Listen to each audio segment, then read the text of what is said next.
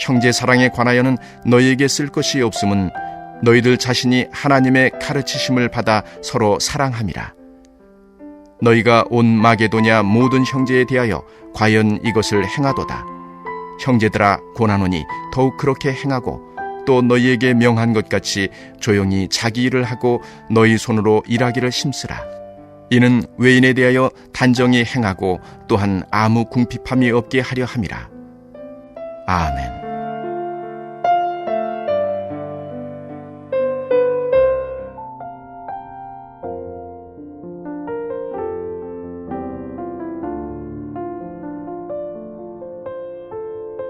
사도 바울이 쓴 편지들을 이렇게 잘 나누어 보면 절반쯤에서 나누어집니다.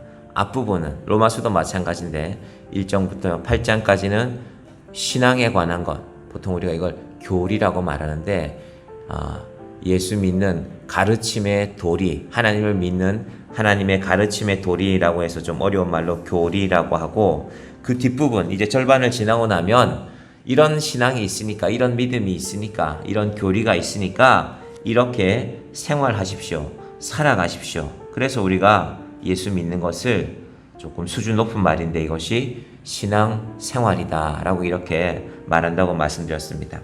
사도 바울이 사도행전 4장에서 그러면 예수 믿는 우리는 어떻게 생활할 것인가 라는 이야기를 계속하고 있습니다. 어제는 1절부터 8절까지에 걸쳐서 제가 말씀드린 것이, 하나님을 사랑하면 너희들은 이렇게 살아야 된다. 하나님을 사랑하면 한마디로 말하면 거룩하게 살아야 된다.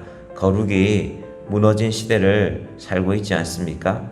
거룩이 무너진 시대를 살고 있어서 가정을 지키기도 힘들고, 우리나라의 대한민국의 법원도 2018년도를 기준으로 우리 이제 간통이라는 것에 대해서는 우리 문제 삼지 않겠습니다. 알아서 하세요. 그건 죄가 아닙니다라는 말입니다. 사회적인 기준으로. 우리 법은 우리 대한민국 사회를 규정하는 중요한 요소인데, 우리가 볼 때 이제 그러고 사는 세상인데요. 저는 그렇게 해석합니다. 판사들이 말은 아주 그거 하죠. 사회 통용상 개인의 자유를 존중하고 말은 그렇게 되어 있지만, 정확하게 다시 해석해보면 이제 우리가 그런 것까지 간섭 안 하겠습니다. 적당히 알아서 살아가세요 라는 그런 시대를 우리가 살고 있는 것입니다. 그러나 그 일을 하나님이 기뻐하지 않으십니다. 여러분, 세상이 다 가는 길로 많은 사람이 가는 그 길로 사람들은 가고 싶어 하죠. 노아의 방주 시대에도 어떻습니까? 노아가 방주를 만들고 있었지만 방주 안에 들어온 건 8명 뿐이었습니다. 나머지 사람들은 저 할아버지가 정신이 없네. 왜 산꼭대기에다 배를 만들어? 무슨 비가 그렇게 많이 와? 산이 다 찰 만큼 비가 오나? 여러분, 세상을 살아가면서 이런 것들을 보는 눈이 있어야 됩니다. 온 세상 사람들이 다 그리로 가는데, 저 길은 옳지 않구나. 나는 외로워도, 나는 내가 가는 길이 좁아도 이 믿음의 길을 가야 되겠다. 그것이 하나님을 기쁘시게 하는 것이라면, 그리고 이제 9절부터는 시작을 이렇게 하죠. 형제 사랑에 관하여는, 이 형제에는 교회 안에 속한 믿음의 형제 자매들, 그리고 교회 밖에 있는 이웃들까지 포함되는 것입니다. 하나님께서 이제 사람들과의 관계를 어떻게 하면 살아갈 것인가, 그 말씀을 말하고 있는 것입니다. 그런데 당시 이 데살로니가 교회 문제가 이런 것이라고 제가 말씀드렸죠. 사도 바울이 종말을 가르치기는 했는데, 사실은 사도 바울 자신도 예수님이 다시 오신다고 그랬거든요. 여러분, 누군가 중요한 사람이 여러분에게 내가 반드시 다시 온다 하면 언제까지 와야 됩니까? 내가 죽기 전에 와야 되는 거 아닙니까? 그래야 약속을 지키는 거지 않습니까? 바울도 마찬가지입니다. 예수님이 다시 오신다고 했으니까 내가 살아있을 동안에는 그분이 다시 오시겠지. 사실은 사도 바울도 그런 믿음으로 열심히 복음을 전한 것입니다. 그럼 예수님 다시 오시기 전에 내가 이 땅에 살아있을 때 열심히 복음 전해야지. 그런데 한 해, 2해 기다려도 잘 오시지를 않아요. 사실은 사도 바울을 기준으로 하면 한 1900년 가까이 지나는데 아직 안 오셨거든요. 그런데 우리가 여기서 종말에 대한 분명한 신앙을 가져야 됩니다. 사실 바울 시대에는요, 여러분, 이 성경책이 이렇게 다 만들어지지 않았습니다. 바울 시대에 이런 성경책이 있었으면 바울이 예수님도 때와 시기에 관해서는 말하지 않았으니까 너희도 때와 시기에 대해서 함부로 말하지 말라라고 가르치고, 그리고 너희의 지금의 삶에 성실하라고 가르쳤을 것입니다. 사도 바울이 지금 그 말씀하고 있습니다. 다 몰랐지만 너희가 지금 하고 있는 것이 옳지 않다고 말하는 것입니다. 이것이 바른 종말 신앙에 관한 것인데, 사도 바울은 본인도 그래도 내가 살아있을 때는 예수님이 오시겠지라는 마음을 한켠에 갖고 있었지만, 그러나 종말을 믿는 자들이, 예수를 믿는 자들이 신앙생활하는 가운데 이런 것들은 경계해야 된다. 한마디로 말하면 데살로니가 성도들의 삶은 무엇이냐면은, 아니 내가 공부를 해서 뭐해, 예수님 오실 텐데 그럼 공부가 무슨 소용이 있어. 아니 내가 일을 해서 뭐하나, 일을 해서 뭐 돈 모으고 이런 게 무슨 소용이 있나, 예수님 오실 텐데. 얼핏 들어보면 맞는 말 같습니다.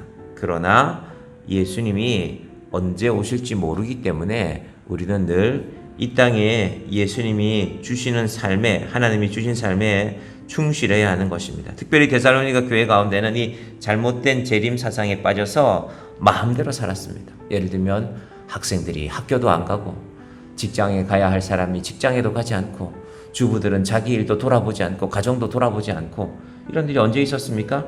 우리나라에도 혹시 벌써 30년이 지났지만 기억해 보시면 1992년 10월 28일 날 다미 선교회, 다가올 미래라는 말로 다미인데, 그 사람들이 온 나라를, 그래서 방송국 9시 뉴스가 그 상황을 계속 보도하지 않았습니까? 서울에 있는 무슨 그 다미 선교회 교회를 찾아가서 전국에 약 30개 교회 저 가까이가 그런 일을 하고 있었습니다. 사실은 대한민국 사회가, 여러분 교회가 이런저런 뉴스에 오르긴 하지만요, 그렇게 9시 뉴스 기자가 그 교회를 찾아가서 언제 재림합니까? 당신들은 언제 하늘로 올라갑니까? 근데 안 올라갔단 말입니다. 그것만큼 세상에 교회가 조롱거리가 된 사건은 없었습니다. 그래서 오늘 우리가 종말 신앙을 제대로 알아야 됩니다.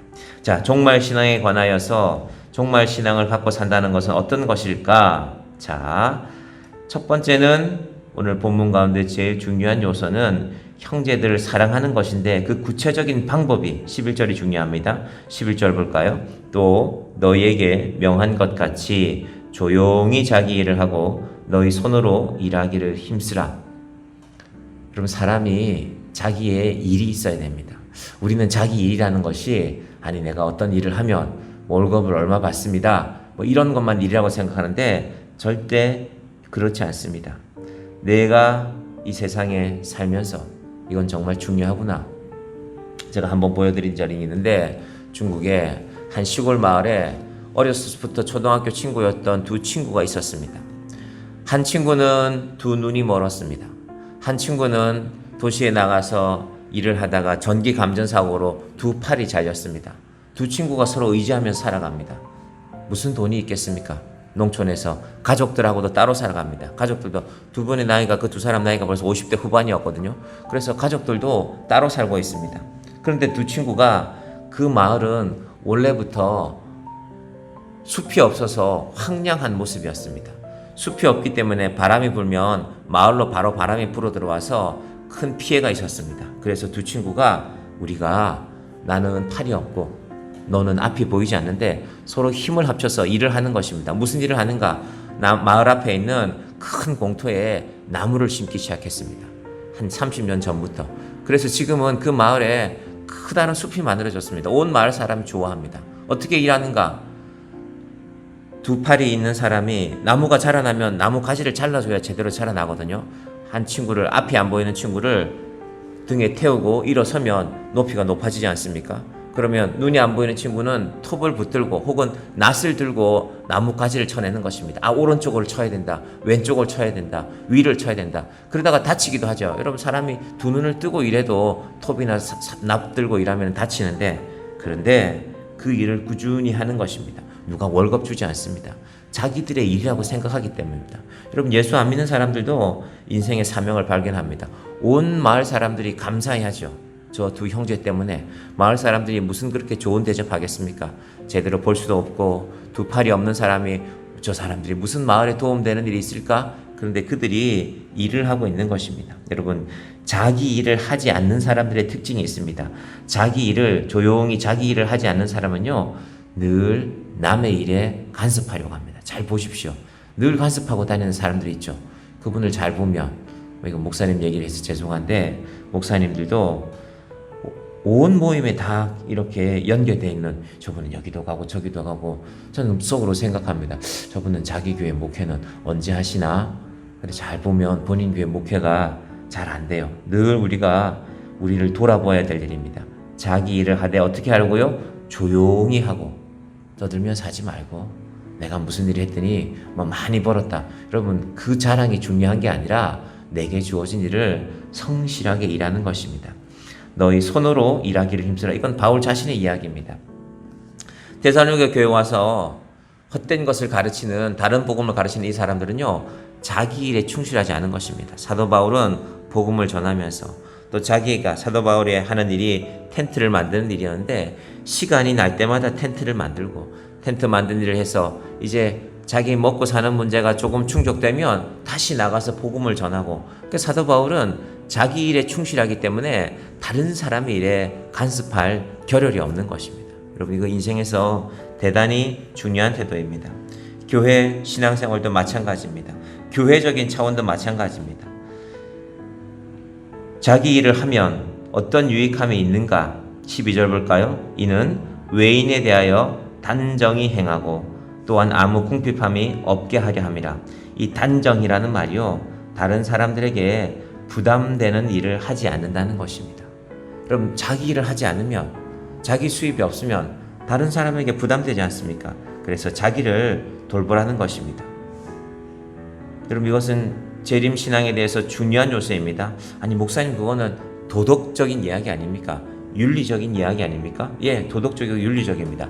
그리스도인은, 예수 믿는 사람은 도덕적이고 윤리적인 것이, 윤리적인 사람이 되어야 됩니다. 예수 믿는다고 하면서 세상보다도 우리 삶이 못하면 되겠습니까? 아이고, 저분은 날마다 이렇게 다른 사람 부담 주고 날마다 돈 꾸러 다니고 이러면은 신앙생활이 제대로 되지가 않습니다. 다른 사람에게 유익이 되지 않습니다.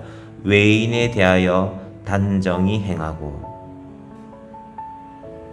우리가 인생을 살다 보면 깨닫지 않습니까? 왠지 저분하고는 저렇게 좀 가까이 하기가 싫은 경우가 있죠. 그건 단정하지 않은 것입니다.